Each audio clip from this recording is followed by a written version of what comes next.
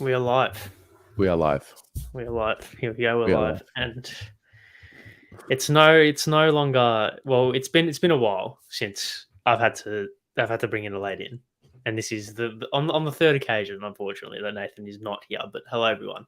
We're back again. Another episode of the rest, and yes, like I said, Nathan is not here, unfortunately, under the weather. So we wish him all the best. Make sure he swift and safe recovery. But I've brought in the next best thing. That is the boss man himself, the king of the Bullet Roy YouTube channel, Mr. Terry Degani. I How am are the you, my sub, friend? mate. I'm here to take my opportunity. I've been waiting for an opportunity, supporting the team at the rest, and I'm just trying to put my best foot forward and hopefully get a game because 5 weeks left. I just want a spot in the 18, mate. Yeah, you got to prove yourself. This is the business end of the season now, so you never know if you impress. We could have a new co-host by the end of the season or for next year. So yes, but we are. Nathan's not gonna like that if he's watching.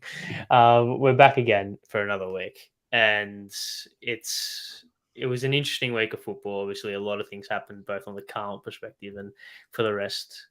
Ironically named the rest, or aptly named, I should say. How was your weekend? As we start, just in general, both Carlton related and of course non-Carlton related. How did you find the weekend To for you? quote you, it was calm. Just calm. Just calm. Do I say that a lot, do I?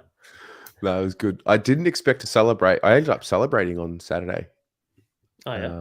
Yeah, I Did you, ended up going out and boogieing, and gallivanting around, I was gallivanting around, mate. I was going from bar to bar. I was at the Osborne indulging. at the end, and then I went to 161. Like, it was all happening.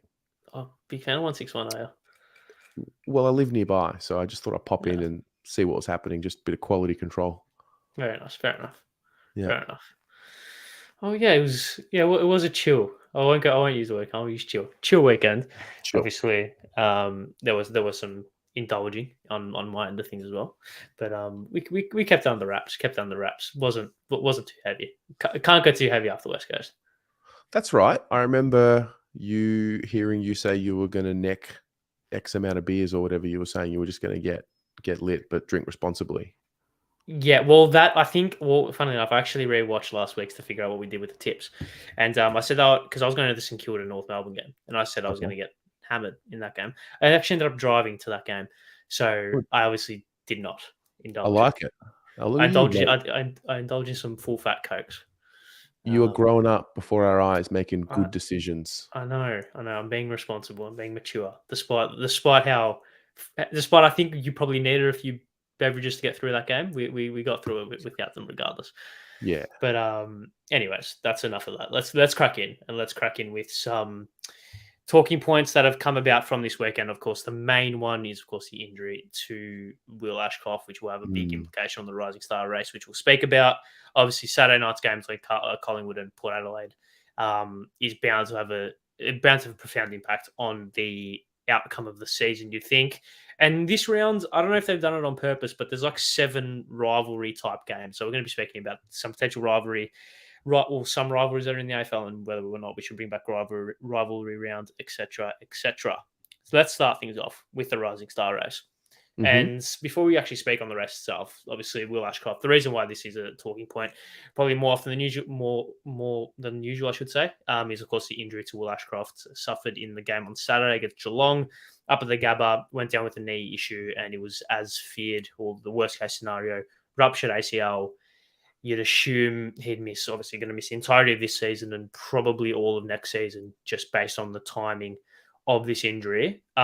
Really unfortunate considering the season he's putting together. And for a first year player, he's arguably one of their more, I wouldn't say important, but impactful midfielders. And he could have gone, he could have been playing in a team that could have gone deep in September, considering how the Lions are just almost going under the radar and how well that they're playing. So yeah, very unfortunate for Ashcroft in that regard. It's terrible, mate. It is shocking. I realize, as you just said it, he'll miss most of next year as well. It's a horrible part of the season to be doing an ACL because, yeah, it means it bites into next season. He's had a good year.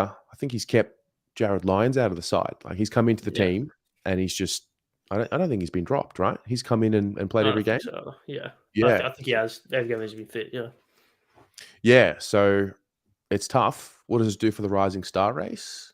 Well, I don't know. I don't think it was a runaway win for him necessarily, Yeah, but well, now I it think really opens it up. yeah, I think the conversation now goes back to not I don't think it was how much Ashcroft was going to win by.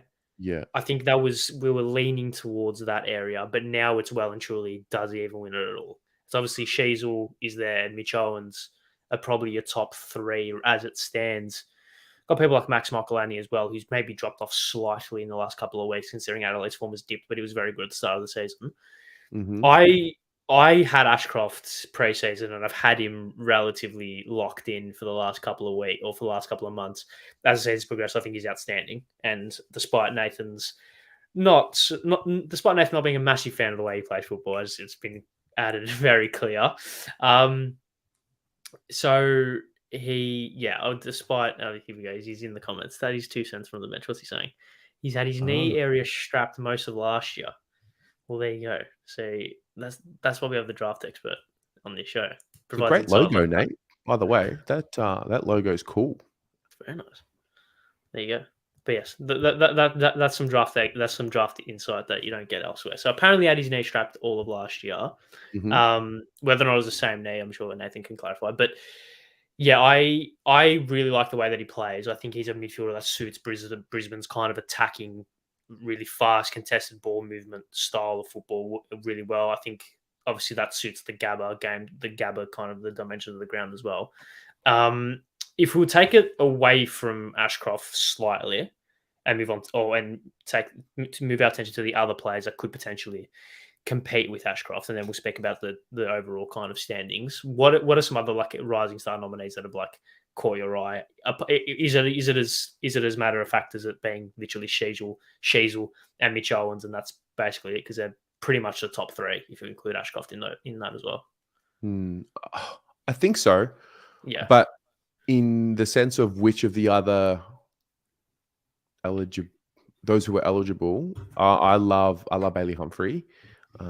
Big fan of Finn Callahan, Jai Amos, Sheldrick. I think something clicked with him maybe 3 weeks ago, and yeah, his first few games were a bit shaky, and then he looks like a solid type. It's a good list. Like Mateus Philippou is going to be just better for the time he spends in the league. yeah, for Uh, sure. yeah, those are the names that have stood out to me. Yeah, well, yeah, you mentioned that it's a stacked. I think it's very stacked in that like there's got a lot of depth to it. I think Mitch Owens' start to the season, considering where he came from last year. Last year didn't really play many games, probably towards the back end, and this year he's basically been arguably St Kilda's best player, maybe barring like Jack Sinclair and maybe Carl Wilkie.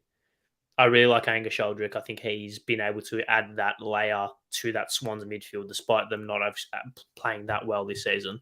Despite not them playing that well this season, I feel like he's complemented Errol Good and Chad Warner quite well. I'm a massive fan of Jai Amos. Massive fan of Jai Yeah, Amos. yeah, I think he is a genuine like he. I know we had this conversation like a while ago, maybe even actually when Buddy kicked his 1,000th last year. Is there going to be a player to kick 1,000 goals ever again, and then is there going to be a player to kick 100 goals ever again in a season? I don't. Amos kicking 1,000 goals in his career is going to be an extraordinary effort. I probably don't think he's going to get that far, but like from 40 meters or closer, he's the best kick for goal in the competition, bar none. Probably his set shot kind of approach is a little bit too deliberate for when yep, he gets outside 50. He probably can't get that range. He can't get that kind of momentum through his hips. But I think he's a genuine superstar, and I would say he's probably one of his top three best young forwards in the comp. And if he's in that realm, how can he not be at least competing for the rising star? yeah. You look at it from that perspective. I also agree with what you said about Bailey Humphrey. I think that man can play football. Bailey Something Humphrey can about play. him, yeah, and That X factor. yeah, and he just needs 4 seasons. He's got Petrarca Yeah, vibes about him yeah, he to me. does. Yeah. Do you think he would move into the midfield, or do you reckon he'd be like this kind of pseudo third tall that pushes up into a contest without playing exclusive midfield time? No, I think the prototype for him is the Dusty journey, I think. Is it? Like eventually becomes a midfielder. He's got that build. He's got Yeah. that build. Yeah. He definitely has that build, and he has that. So just then, he has that X factor, that he just has it. That He's got the whenever he gets thing. the ball, yeah, he's got Yeah, the he's thing. got yeah, whatever it Whenever he is. gets the ball, like I think one of his first games that sealer he kicked up in Darwin. I think it was against the Crows. I think it was from the boundary. I'm pretty sure, and like that, just those moments where it's like, oh yeah, he's arrived and like he can play. Probably, arguably the most unassuming, probably maybe barring Max Michelangelo, probably the most unassuming footballer. Maybe not footballer, but the most unassuming player in this list, who's probably second favourite right now, is Harry Sheasel. Yeah, Is big that fan. because of how poor North have been, that he's just kind of floated, not kind of under the radar, but everyone, like, there's no one really goes, oh, how good was Harry Sheasel on the weekend? Because he just kind of does it. I mean, I think people that make things look effortless are actually very good at something. Yeah, of course. And I think okay, North are not very good, but let's just say, who's another midfielder that's not Will Ashcroft in this pool? Let's just say like Finn Callaghan. I don't think if you put Finn Callaghan in North Melbourne, he has the same impact as what Harry Sheasel has. Okay, yeah. I think his ability to get his teammates' trust so early in the year and hold it is impressive. And yeah, I mean, he's a pretty good ball user considering the team he plays in and the situations that they find themselves in. I have a soft spot for him as well. I'm a bit biased towards him. So yeah. Is he just winning it? Is that just what happens from here? Look, it'd be hard to see him not be the favourite at this stage, considering his consistency throughout the year as well. Like, I think he had the most touches out of any AFL player in their first 4 games, something Yeah. along those lines. And he's just been able to maintain that form. I think if you compare his stats to someone like Nick Dacos, it's not that far. That's not that far away, considering they're playing a very similar position, and also considering the fact that he was brought in as a forward almost. That's what everyone expected him to play. He plays he's like half forward, moving into the midfield. He started his first game off half back and has basically played there for the majority of his first season. But then also having that ability to move forward, kicked a couple of goals against Sydney. In reality, they really should have won that game, and that would have been another moment in his rookie year that would have been sensational. But would you have him? I'm assuming you would have him, right? I would have him as. I feel like there was always going to be. We were getting to a situation where it was like Sheasel or Ashcroft when it was all said and done, and one of them would be pretty stiff because they both had pretty good years. Yeah. And hang on, wait. Who has actually been the most in form when they've been at their best? I would probably say Ashcroft in that situation. I would probably say Mitch Owens. Okay, yeah, no, true. His best has looked as good as all of them. Okay, fair. Yeah, he's actually taken games with a scruff of the neck. Yeah, especially early on in the year where they had no king, they had a really makeshift forward line. He basically just burst onto the scene. It was like, oh, I'm this good. And I thought he was exceptional. Tailed off a little bit, but he's still one of their better players. Yeah. And for a second-year player, it's extraordinary. Yeah, if I'm guessing, I think Sheasel will do it. Can anybody come and pinch it? I think Owens can pinch it if he has a few more of those games that he had at the start of the year towards the end. Yeah, well, if we look at obviously gamble responsibly, if we look at the markets. Oh, wow, we're a sports betting show is this what's happened? I said gamble responsibly. Wow, we've taken the gambling money already, Ari. Goodness gracious me, mate. Look, gamble. Look, my friends. This is. I've been sent this information from our name source. Shees was kind of the favorite at 191, and then it goes Ashcroft, Owens, and then Amos quite a ways behind that. Right.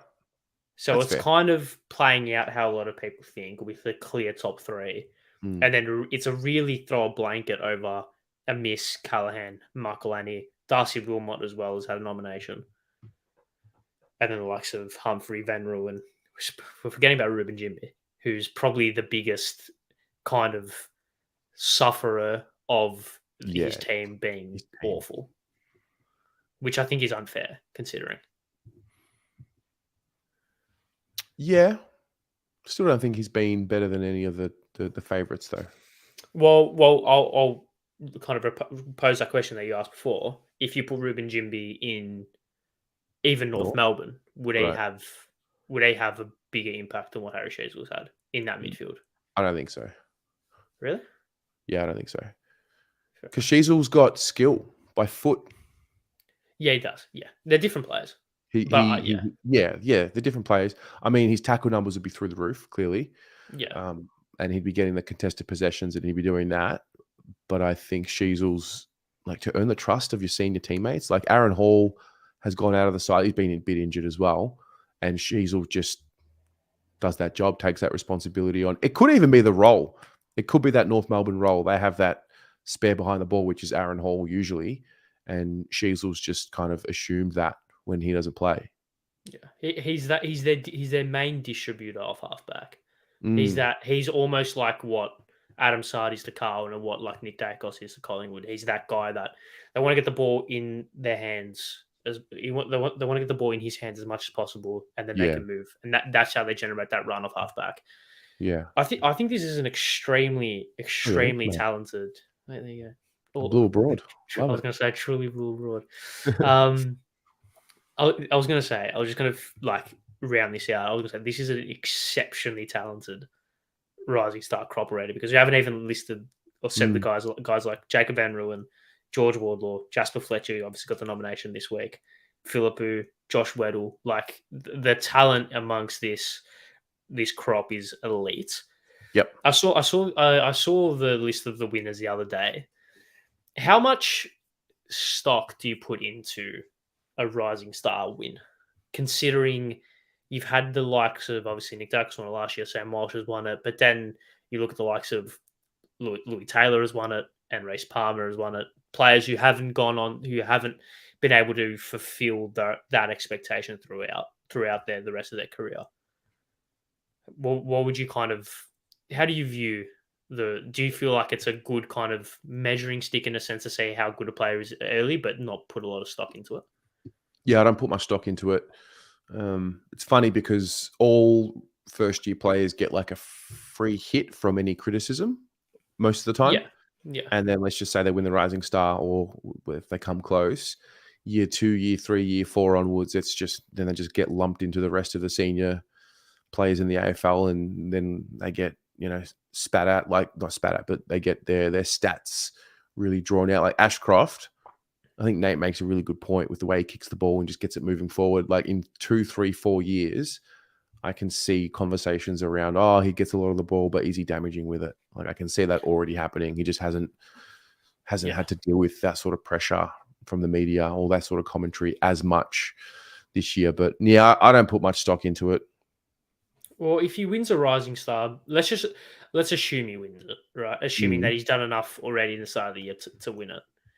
If he wins it playing this style of football, and then once he comes, hopefully when he comes back from his knee, there's no complications. He comes back, it's all smooth sailing, and he plays out mm, maybe the last 4 rounds of last year and probably finals, and then continues into 2025 as normal, right? His game is obviously going to improve in a lot of different aspects, but it's mainly going to be the same core football. They're going to be that burst out of a stoppage clearance machine. What like if he's winning a Rising Star, do it playing like that? How much? I think this kind of goes back to like how much do you take out of the Rising Star medal when it goes back to if he's getting the criticism in his third, fourth, fifth, sixth year, but he's playing the same way as he was in his first year when he won the Rising Star medal. Does that kind of almost not mitigate the win, but kind of make the Rising Star a little bit of a farce in a sense? Because if you're playing a certain way, winning the Rising Star medal, and you keep playing that same way, but like an evolved and improved version over your third, fourth, fifth, sixth year, and you're getting criticism for that, it's like, what's the point? Because the way that Ashcroft plays, it's the way that Patrick Cripps won a Brownlow medal, not being able to really be that damaging by foot. Ollie Wines has won a Brownlow medal, not being that damaging by foot. You don't have to be the Scott Pendlebury ball user of halfback, silky, like mm. ball user to win Brownlow medals and to be the elite player. Yeah, the only thing is with that example is the expectations change after 5 years. That's all. Yeah, At- It's like We don't know how good you are. It's anything you do is good. A 24 possession game in your first year is going to be looked at in a different way than a 24 possession game in your fifth season, because by then there's like an expectation. Oh, you were a top 10 pick, or you were a top 5 pick, so you should be doing that. So Yeah. And that can come back and haunt guys that got a lot of the ball early. Who was it? Who's the example? A player that won a lot of the ball early, and then they got better, and then he didn't need to win as much of the ball, and then kind of, I've gone blank. I had the example in my head. I think Michael Barlow, maybe. Maybe he was a bit mature age though. Yeah, but okay, he's one. He's actually a great example, because he came onto the scene and it was like, wow, guy's a record breaker. I started comparing him to, Judd's first 20 games and Ablett's first 20 games, and so it's a long game. But the Rising Stars are nice. It's a nice, it's a nice award, but it doesn't mean as much as the years go on. Yeah, no, for sure. Especially when the Bont got robbed of it in a sense. In his year, he didn't win it, and I look like it. Yes, Hogan won it that year, didn't he? Well, he got robbed. Yeah, he did. Yeah. Got robbed. They gave it to Jesse Hogan because the big forward. Yeah, and then the Hokie Bear's not really doing anything right now. But anyways, if we had to finish things up, and you had to pick a winner, if you had to pick a winner right now, and then cast crystal ball and do it at the end of the season, who is it? Is it the same? And if they're different, why? I would give Ashcroft if we're doing it right now. And the reason is because he's playing in a contender and being able to keep his spot. But if Sheasel finishes the last 5 games getting, 25 a game, then there's a case to make that, just give it to him. That's what I think. Yeah, fair. I think maybe if this was, because there's 5 games left, is 5 games really that much to take it off Ashcroft? If he averages 25 a game, kicks a goal, 3 goals, in fact, yeah. So you don't think he's put enough credits in the bank to have it sealed?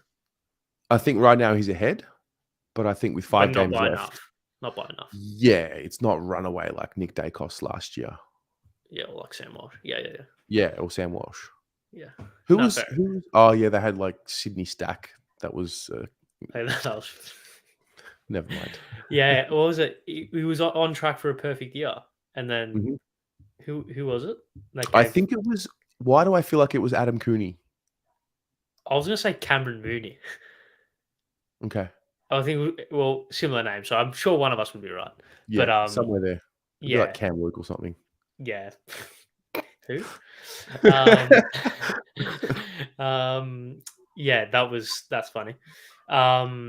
Yeah, I would tend to agree. I think Ashcroft, if it was now, Ashcroft gets it.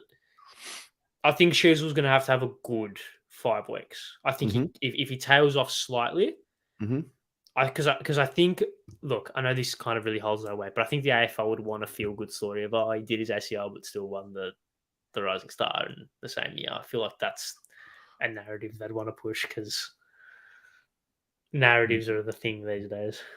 There's a narrative for Sheasel.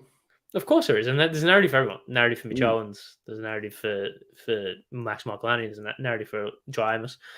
Narrative for a lot. But I think Ashcroft right now, Sheasel would have to have a very, very good last 5 weeks. Definitely. He would need exactly. He would need to have a very good. Yeah, definitely. Raptor, I'm a massive fan of Nick Dacos. Come on. That's not good enough. Why? Come on. I thought you meant to be fans of good footballers. Nick Dacos. I have my thoughts on Nick Dacos. Oh. Yeah. Can we? Shall we? Shall we, if you want? You want to put it on record? Let's I've said this countless times. I just think he needs to win a hardball. That's all I think. Okay. Nah, it's partly in jest, of course.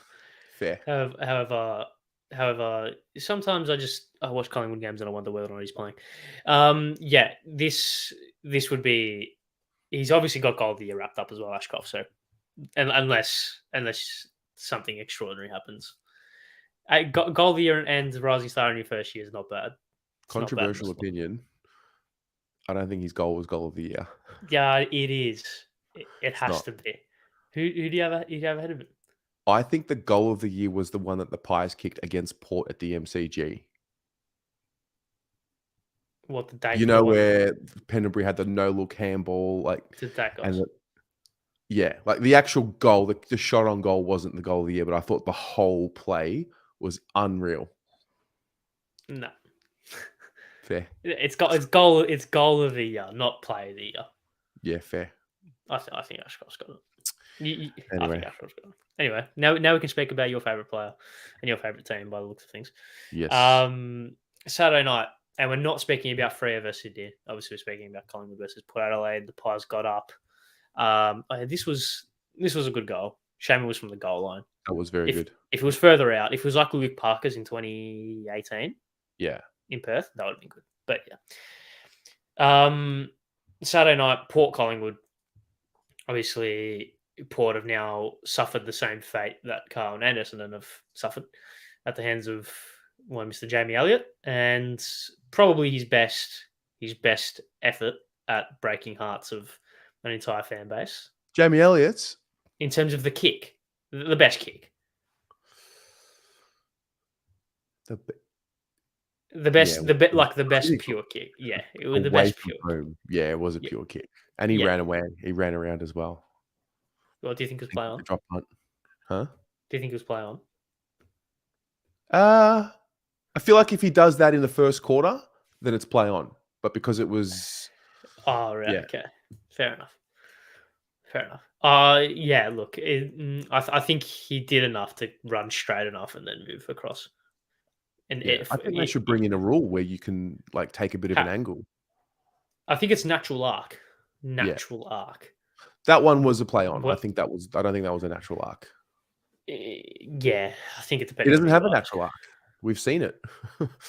Yeah, but who knows which players have natural arcs, and like in the heat of the moment, it's like, does he, doesn't he? I think you have to give the benefit of the doubt. But regardless, incredible game. Port obviously had delayed 3/4 time. Then obviously the Willie Rowley kicks a goal, puts them back, gives them that breathing space again, and then just Collingwood do what Collingwood do. Is this? I know that deciding the premiership is probably a little bit maybe not premature, considering that it's quite a ways premature. Away. Well, the fact I say this is because maybe not premiership, but I feel like, is it now conclusive that Collingwood are the best team in the comp? Whereas before this game, there was a little bit of doubt. Port obviously had that win streak. I don't know what happened that win streak. I don't know what happened to it, but they had that win streak, and then obviously Collingwood come in, win away from home, 6-day break, and then they move into the last month of the season. Is it now to the point where it's they've got it wrapped up? Like they've got the title of the best team in the comp wrapped up. The title of the best team? Yeah, I think you got to, and probably the minor premiership as well. Yeah. How could you? I don't think anyone can say otherwise. They're clearly proving themselves to be the best. It's awesome though because it's July. He says July. It's only a month out from finals. We're only a month out from finals. Yeah. Oh, here we go. I know your games. I know that smirk. I'm just saying. I'm just stating a fact. It is the 26th of July, 2023, and Collingwood are the best team of the competition. Yeah, you're not wrong. Do you think this result would have any bearing on potential games played in finals? Because in the way that the ladder potentially should fall, and the way that if results were to go as expected, it would be either Collingwood, Brisbane. It would either be a Collingwood, Brisbane, or Collingwood, Melbourne, or Port Adelaide, Brisbane, Port Adelaide, Melbourne. Prelims at home at the G and at Adelaide Oval. Assuming that Collingwood and Port finish top 2 and the rest of the top 4 kind of take shape. Do you think that this would have any result in terms of a mentality kind of thing of if it happens to fall where Collingwood lose a final and they have to play away at Adelaide Oval, do you think that they could draw back on this experience and be like, okay, it's almost like a non-factor, the fact that we have to play away, or is it a finals different ball game? Because the reason I bring this up is because when people do their ladder predictors and they have more often than they have put out a Collingwood grand final, and people use the MCG, Collingwood going to win. I think finals, full stop. I don't ever think grand final. I think finals, for the most part, is a different ball game. And I say for the most part because if St Kilda scrape into 8th and they have to go to the Gabba in the first week of finals, I don't think that's going to end well for them.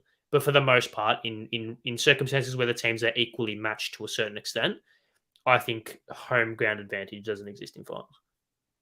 So is the question relating to the top 4, or is the question relating to the makeup of the 8? I think the question is relating to whether or not that this result would have any implications on potential matchups in finals. Whether that's Port Adelaide having to host Collingwood, Port Adelaide having to go to the G to versus either Melbourne or Collingwood. Like, do you think that this result will be taken in isolation? No, I don't think so. I just think it was a great game. It was. Yeah. I just think it was.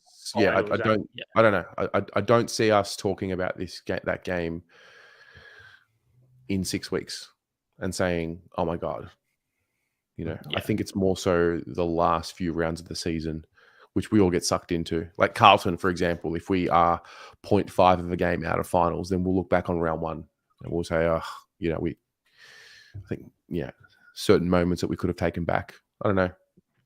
I think because Port and Collingwood are so far ahead, so I don't think it matters too much. Obviously, we all know Collingwood are that far, based on the general AFL media and AFL fandom consensus is that Collingwood are by far and away the best team in the comp. They are. Port Adelaide have obviously gone. I'm not denying that. I'm not denying the consensus. The obviously Port Adelaide dropped 2 in a row.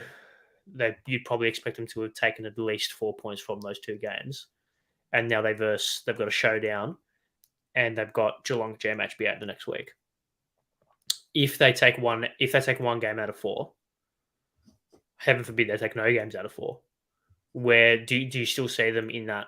Obviously, we're looking at it and we're using foresight. If we're going right now, are they still the clear? Are they in the same bracket as Collingwood in terms of the best 2, or is it the best 1, and then Port Adelaide are closer to the rest than they are to Collingwood? I feel like Collingwood's the best 1, and then now it's the rest.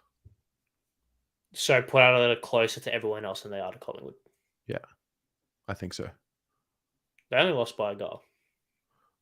Yeah, you heard. Fair enough. Oh, Jesus. You asked me what I thought. Fair enough. That's what I think. If Jamie Elliott's kick floats wide right, Port Adelaide kill a minute off the clock and win by 4 points. What's your answer to that question? Well, it didn't happen. Okay. If Jamie Elliott's kick last year goes a little right, then Carlton are playing finals. Close your eyes and imagine it happened. No, I still think Collingwood play a better brand of footy. Really? And I think they were down. Yeah. At both teams, what? And you got to win a granny. You got to win a premiership at the MCG, not Adelaide Oval. Well, that's my point. I don't think that matters. For who? I don't think it matters for Port. I think the MCG advantage is a complete myth. Playing against Collingwood, though? In finals, yeah. Playing against Collingwood at the MCG? Yep. It doesn't exist. Fair. Port have a pretty good record at the G. Sorry? I said Port have a pretty good record at the G. I think they do, from memory. Obviously, they beat Essendon. They beat Richmond. I don't know if they played anyone else here. But, they got pelted by Collingwood by 71 points in round 2. Where they play? At the G. Oh. That's my point. Yeah, but okay, I challenge you by if GWS versus Collingwood in a preliminary final at the MCG with 97,000 Collingwood supporters and the 3 GWS supporters. What's the result? What's the question? What's the result? Or is there a home ground result advantage? happened a few years ago. They did it against Richmond, and Richmond pelted them in the granny. GWS. Yeah, but what happened the week before? What do you mean? What They beat happened? they beat Collingwood at the G. But it wasn't the grand final. Yeah, but We're talking about the like, premiership. We're talking about does the game on Saturday. yeah, no, but decide the premiership. yeah, but that's the factor of it being. But the Giants weren't the second best team in the comp that year, and they weren't as close as what Port Adelaide are to Collingwood. They weren't as close to Richmond as what Port Adelaide are to Collingwood. Port Adelaide are a far more equal team on a far more equal level to Collingwood than GWS were to Richmond on that day. In 2023, Collingwood are clearly right now the best team in the comp. Are we on the same page? I wouldn't say clearly. Okay. Because if they were clearly the best team, who's in the top bracket? Are you saying Port and Collingwood then the rest, or do you say? I would say it's Collingwood 1. I would say it's Port 2, but Port are closer to Collingwood than they are to everyone else. We took a long time to get there, Ari. I said this. I posed this same question to you at the start. I posed the same question to you, and you said, and Collingwood in your mind are far and away the best. Yeah, I think they are. Right. Okay. Do you think that there's any circumstance in which it's not a Collingwood Port Adelaide grand final? And in that case, I don't think Port will make the granny. I think Geelong will make the granny. Right. So Geelong the second best team in the comp. Whatever. That's what I think will happen. I think Geelong are the cream will rise to the top, and I think just because the team finished second doesn't mean that the second best team at the end of the final series. I just think certain teams have circumstances throughout the season, whether it's injury or form, and sometimes they fall away, premiership hangover or whatever. And I think come finals time, Geelong will click into gear. I agree. So in the game, so Port Adelaide versus Geelong at GMHB in 2 weeks, and I think the week after they host Collingwood at the G, or they first Collingwood at the G, whatever.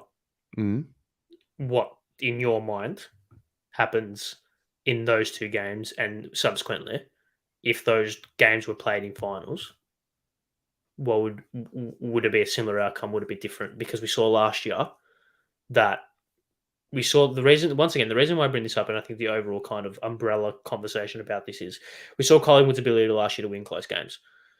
They won close game after close game after close game, and in finals they had 2 close games and they lost both. So regular season form and home and away form, and the kind of tropes of a home and away season and the conventions of a home and away season don't necessarily translate into finals. Is that a question or is that a statement? It's a statement that I feel like needs a kind of statement back. I disagree.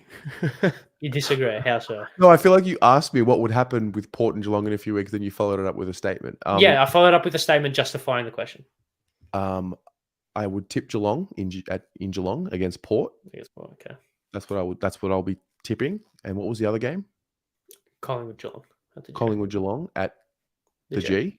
I'd tip Collingwood at the G just because they've earned the right for me to tip them at the G because they're just better at the G. And they have a bit of a mental edge over Geelong. Do they? Yeah. Okay. It's interesting. Considering what happened in the qualifying final last year. Yeah. Fair enough. So this has been a really long segment that needed to end at least 10 minutes ago. well, I'm struggling to understand the way that you're I'm struggling to understand the way that you're saying Collingwood have a mental edge over Geelong when they lost in the final to them. What's the next item on the agenda? This is a boring conversation now. Is it? I'm having a great time. I'm enjoying it. This is why I'm Let's move on. We're going nowhere. I think we're going in a perfect circle, personally. Yep. Rivalry round. Rivalry round. And the reason I bring this up is because I feel like it's quite funny how the AFL was so, I wouldn't say adamantly against doing a rivalry round, much to the dismay of the general public, because I feel like everyone wants a rivalry round, but they didn't do it. And this week they've got Collingwood Carlton, the Bulldogs versus the Giants, which is a rivalry that needs 7 million quotation marks beside it. The Q Clash, the Showdown. So that's 4 rivalry games technically. Obviously, you got the biggest one in the country, in my opinion, and it's not the Showdown happening. Thoughts on a rivalry round? Because I feel like, are you a part of the majority in terms of you'd want it back? Love the rivalry round. Yeah, okay. Love it. Did we Yeah. take away the rivalry round to put in gather round? Is that kind of what happened? No, because I don't think there's been a rivalry round for ages. Why do we not have a rivalry round? How do we not? I think we used to. I definitely No, we think we did used for to. sure. For sure, Yeah. we did. And we used to Yeah. wear the well, if you go back a bit more, we used to wear like old Guernseys as well Well, the in retro the rivalry rivalry round. round. Yeah. I think it needs to be a thing. Yeah, I agree. I think it's great. What would be your like? Obviously, the main ones write themselves. Collingwood, Geelong, Hawthorn. You'd think would probably be that, or would you do Hawthorn Essendon? As in top rivalries in the for league. a rivalry round. Carlton, Yeah. Collingwood, the showdown second. Yeah, I'm speaking like what would be Oh, in a rivalry round. What would be the games? Obviously, you've got the obvious ones like all the interstate clubs match up with each other. With clubs like North, do you just put them with like the Dogs and just you just give them, mate. You just put them with whoever. Yeah, right. Okay. Who would you give Hawthorn? Because Hawthorn have like Geelong and Essendon, who both have a history with. Or do you just give Richmond Essendon and then? I feel like Richmond Essendon makes a bit more sense, but Hawthorn Essendon was hot only a decade ago. Yeah. Don't know. GWS and the Doggies were about to become a proper rivalry. I have an issue with this. Talk to me about the issue with it. Because they played one final that was close, and then they had a couple of biffs, and that's it. That's why I said it almost became a rivalry. Yeah, no, but there was no almost like for me. There was no making. How does the rivalry start? It has to have history and how do you write history? History takes longer than 3 years to write. Okay, that's why again the almost rivalry is the point. No, because there was something brimming, and it starts with hatred, and that's how a rivalry starts. I wouldn't necessarily say hatred. Well, how can you not have a rivalry without some form of hatred? There needs to be name a rivalry where there's no hatred. One rivalry. In what in sport in general? Any sport, name one rivalry where it hasn't had an element of hatred for the other side. Well, Rafa versus Roger. No hatred. The Milan derby. No hatred. No, not. But that's not the crux of the rivalry. No, I didn't say it was the crux. Yeah, but I didn't say crux. Yeah, but an element of hatred, yes, is needed, obviously. Yeah. But team sport, by the way. Team sport. Let me quantify. Okay, the Milan derby. No hatred. No, it's called the friendly rivalry it's called the friendly derby for a reason. Okay, name another one. Yeah, but I just named you one. Name another one. I just named you one. Name another one. But what I've proved the point of there being no, one. You haven't. I've proved the point. How is that an anomaly? Because you need to prove the majority.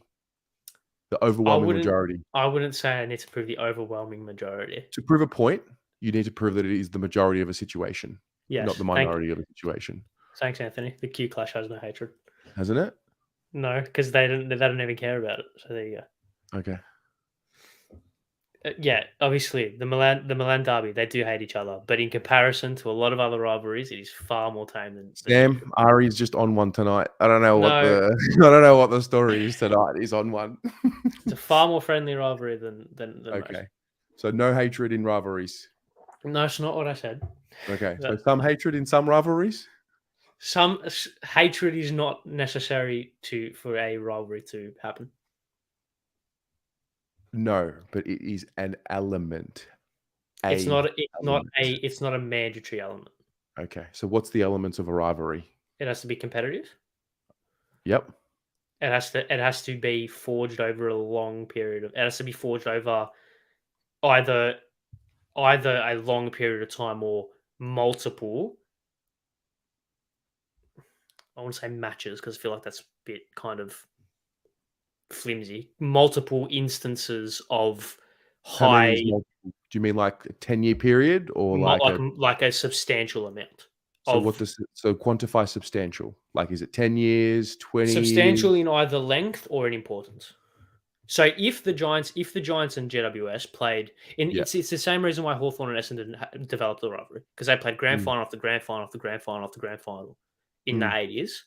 And Mm. all of a sudden, within 10 years, I mean, I'm not an AFL history aficionado, but I assume that's when the rivalry kind of Sound like one. forged. I am a lot of things. I know what I am, and I know what I'm You not. sound like an aficionado.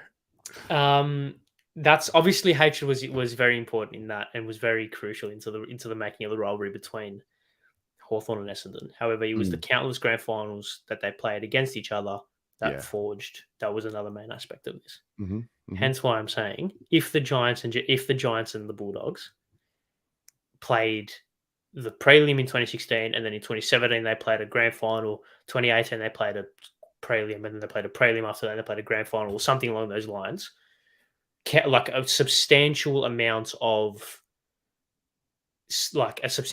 tension and high stakes and pressure that can develop into a not friendly, but a mutual respect rivalry, which I think are prevalent within a lot of sports.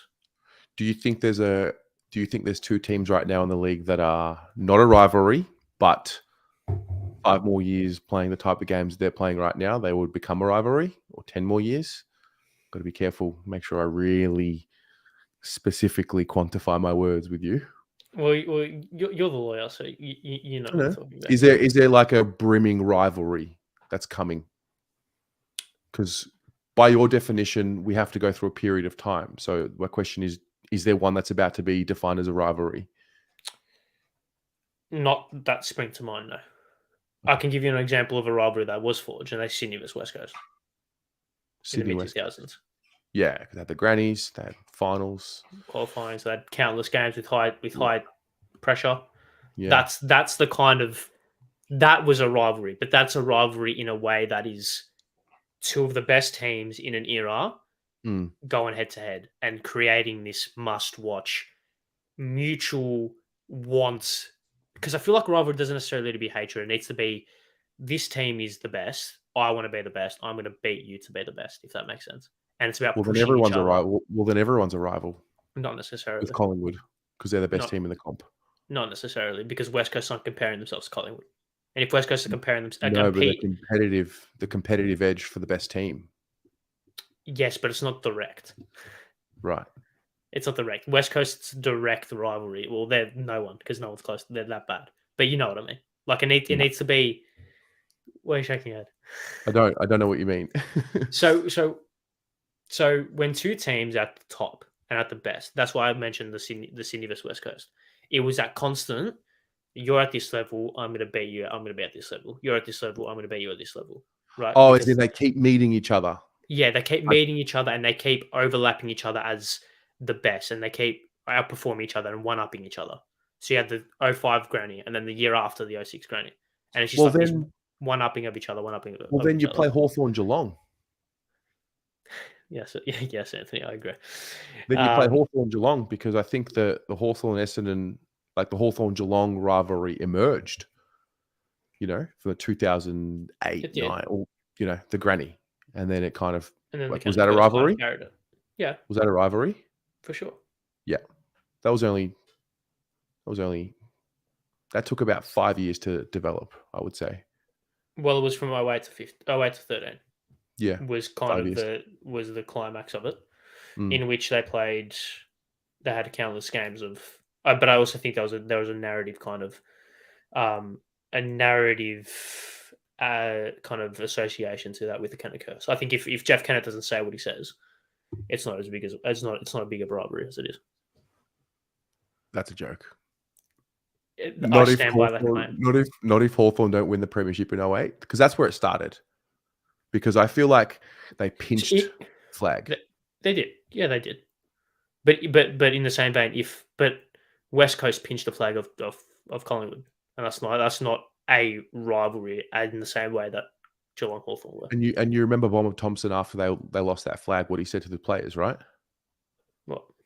After they lost that flag, it was well documented that he told them, "We don't ever lose to Hawthorn again," and that is where the curse began, because they didn't lose to Hawthorn until like Kennett started talking about it. Kennett said it in the off season of 2008, pre-season 2009. Yeah. He said what? Do we have a Kennett curse? curse. Yeah. The curse started after that 08 grand final. He said it when? That. He started after the 08 grand final. You sure? Yeah. Send me a link. I'll prove my. If I'm wrong, I apologize, but I'm 99%. I don't think you would. I don't think you would. No, he said. Do you know what he said? Do you know the exact words of what he said? He said, "We have the competitive, something along the lines of we have a competitive edge over Geelong, and we beat them when it counts." Which, funnily enough, they didn't play in. What? Yeah. They kind of did get him. Funnily enough, I don't think they played another final.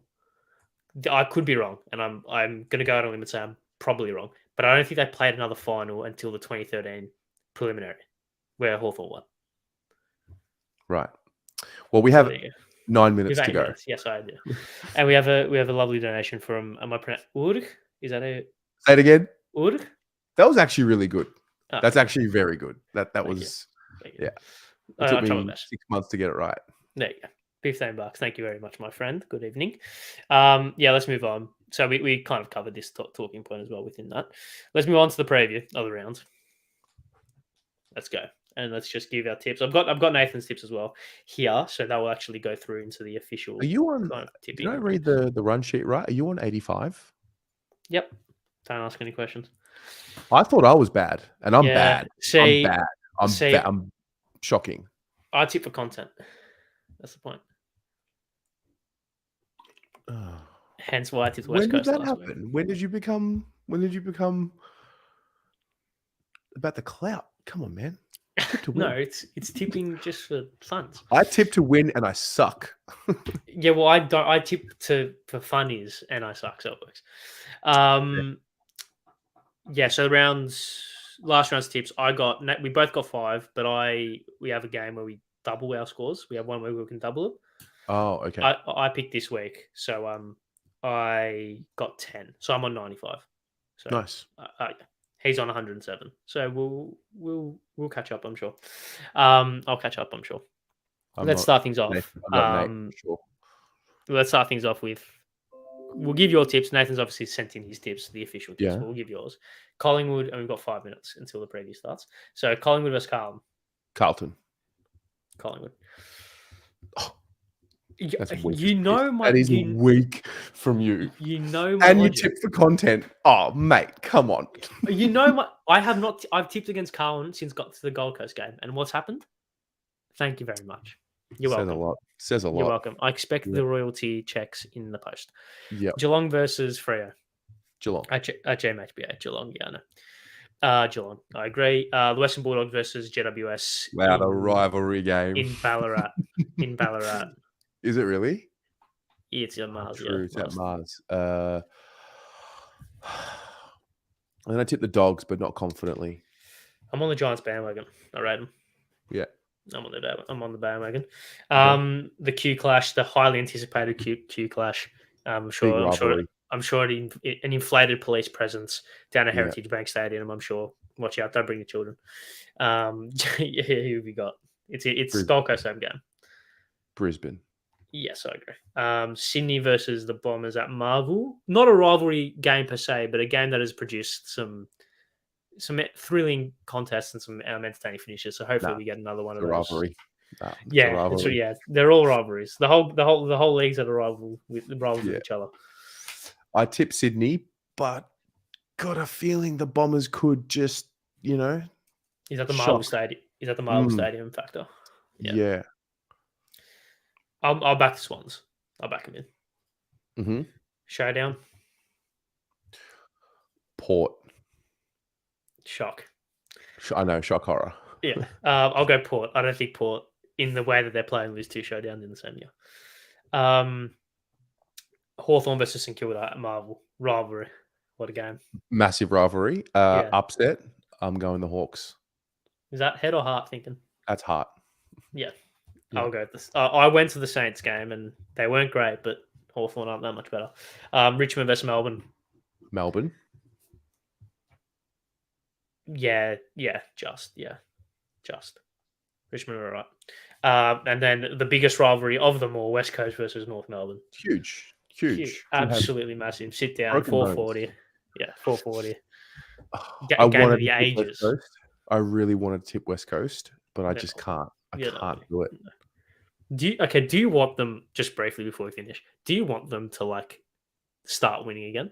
Is it past the point of it being funny where it's now a bit sad that they're as bad as what they are? Well, yeah, they remind me of us, 2018. Yeah, fair. That I actually think they're worse. Yeah, I for thought sure. I'd never. I think, No, yeah, for I sure. never thought Yeah, I for would see a sure. team worse than us in 2018, No, and for they're sure. worse. We were bad. We were We were bad. bad. But we weren't losing by 170 points bad. True. We know. Yeah. True. Yeah, like I feel like North beat us by 100 that year. down In in the Tassie. rain, Cripps laid out or Murphy laid out. I remember It, early in the it, season. it was in Tassie. We lost by 81 points in round 3. Yeah. That's right. I remember shellacking. Yeah, so like our biggest loss of that season was 100. We only lost by 100 points 3 times in the whole season, and they lost by 100 points 3 weeks in a row. So we're not as bad. Okay. Go Blues. And we also won 2 games. But yes, that is all. Also, I'll quickly give Nathan's tips as I know we're running out of time. Yes. I'll do it. I've got them up. So Nathan has tipped Collingwood, Geelong, the Dogs, the Lions, Sydney, Port, Hawthorn, Melbourne, North. So almost identical to mine, except the Saints and the Giants. He's got the other way around. Saints and the Giants. So okay. So he's tipped the Dogs. Tipped the Giants. The Dogs. Okay. He's tipped the Dogs and the Hawks. Mm-hmm. That is all. No, we're done. We have a preview coming up very soon on the Blue Boy YouTube channel for the big game this week, and also we've got the interview with one with Eddie Maguire, Eddie Maguire, the big dog, the goat. Coming up at 8:30. Yes, 8:30. Yeah, 8:30 p.m. Make sure you tune in. A bumper. Do you know Wednesday night. You know what I was surprised about the most? He doesn't like he likes Carlton. Yeah, he respects Carlton. Yeah, so my dad was big on this. Whenever he would listen to Eddie Maguire call Carlton games, he was like, he secretly wants us to do well. Yeah, he knows what's good for the comp. Yeah, he loves the pomp, the the circumstance and all that stuff. Yes. Anyways, that is all. Thank you very much for watching. Terry, thank you very much for stepping in relatively late notice. It was a pleasure, as always. Lovely, healthy debate doesn't hurt anyone. Yes, thank you all very much for watching. Thank you all very much for sticking around. We'll be back next week with Nathan back, hopefully. So, make sure you subscribe to the Blue Rod YouTube channel, like the video, stick around for the 2 remaining videos coming up on your Wednesday nights. See you guys next time. Goodbye. Go Blues.